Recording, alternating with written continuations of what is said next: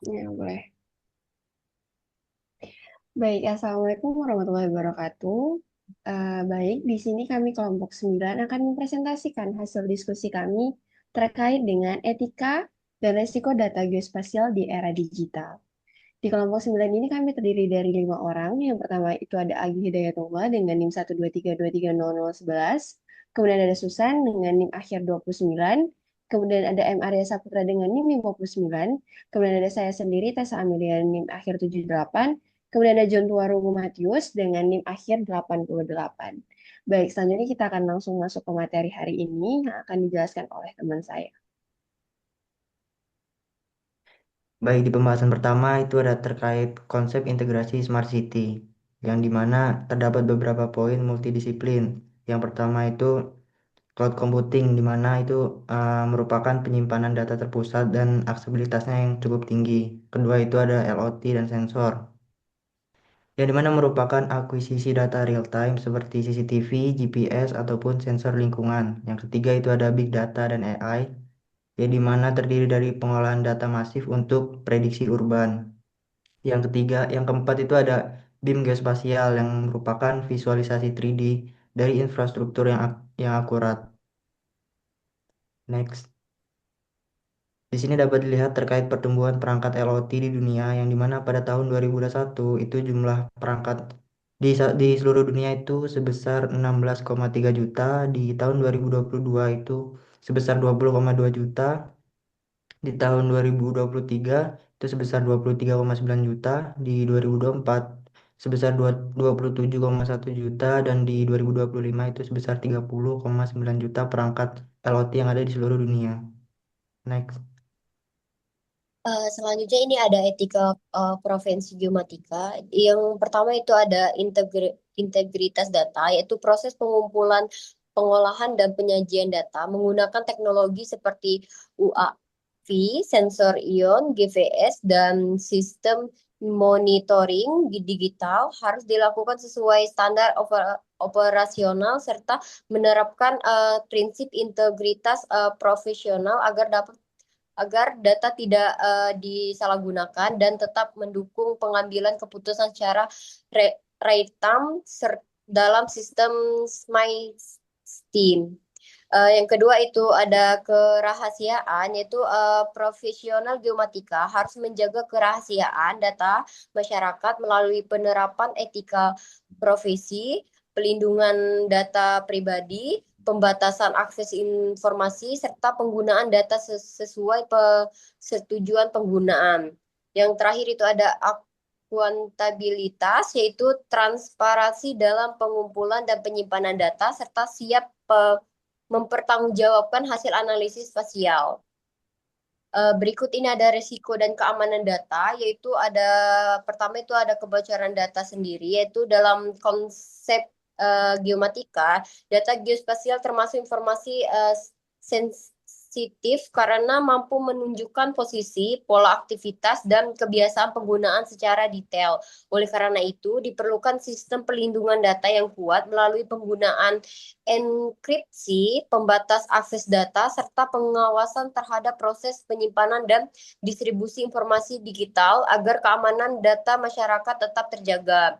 Yang kedua ada surveillance pengawasan digital, yaitu pengawasan digital yang berlebihan berpotensi mengurangi kebebasan privasi masyarakat karena aktivitas individu dapat dipantau tanpa disadari. Selain itu, data hasil monitoring dapat disalahgunakan apabila tidak dapat regulasi yang jelas mengenai batas penggunaan data.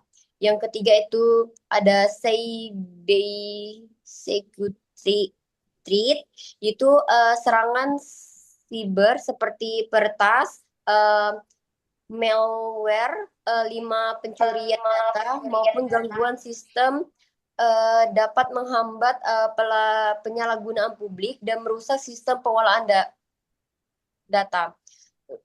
Serta resiko tersebut menjadi semakin besar karena banyaknya perangkat IoT yang saling terhubung dalam suatu jaringan.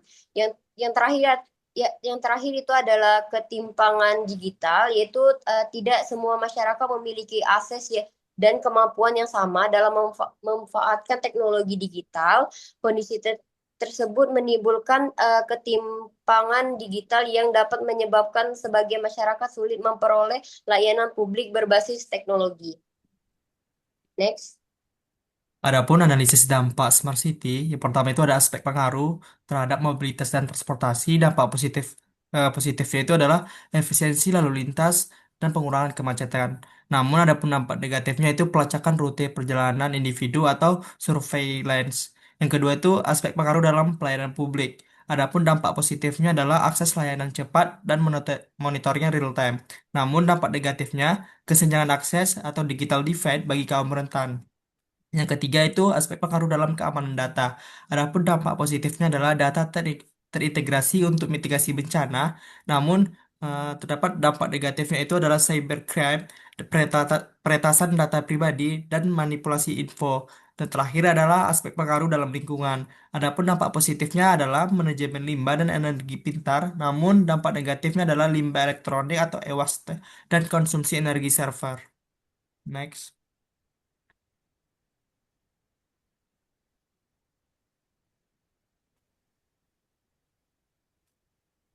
Selanjutnya yaitu Police Brief Tata Kelola Data. Yang pertama, eh, Citizen Center. Pengolahan data harus mengutamakan hak warga negara atas privasi dan keamanan. Yang kedua yaitu standarisasi dan audit. Audit keamanan berkala dan penerapan standar teknis internasional atau ISO atau SNI wajib dilakukan. Yang ketiga yaitu etika dan hukum. Regulasi perlindungan data pribadi atau DPD yang ketat untuk menindak penyalahgunaan data.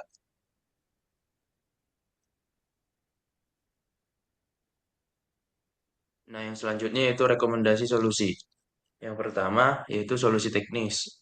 Upaya yang teknis yang dapat dilakukan untuk meningkatkan keamanan sistem Smart City antara lain penggunaan enkripsi data, penguatan sistem autentikasi, backup data secara berkala, serta audit keamanan digital. Selain itu, peningkatan sistem cyber security diperlukan untuk untuk mencegah terjadinya peretasan dan penyalahgunaan data digital.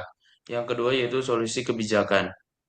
Pemerintah perlu memperkuat regulasi perlindungan data pribadi serta menetapkan kebijakan yang transparan mengenai pengumpulan dan penggunaan data masyarakat.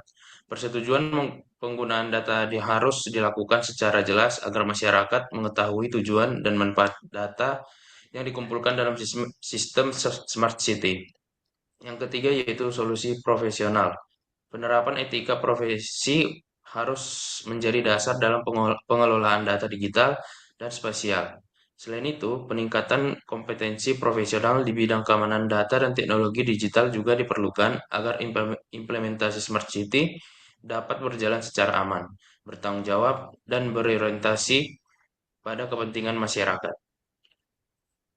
Baik, dari penjelasan yang sudah kami sampaikan tadi, kesimpulan yang dapat kami tampilkan di sini yaitu Smart City yang beretika tidak hanya mengejar efisiensi melalui teknologi, tetapi menjamin keadaan sosial, melindungi hak privasi, dan menjaga keberlanjutan lingkungan melalui integritas profesional geomatika. Mungkin itu saja presentasi karena hasil diskusi kami hari ini. Terlebih dan terkurangnya kami mohon maaf. Wassalamualaikum warahmatullahi wabarakatuh.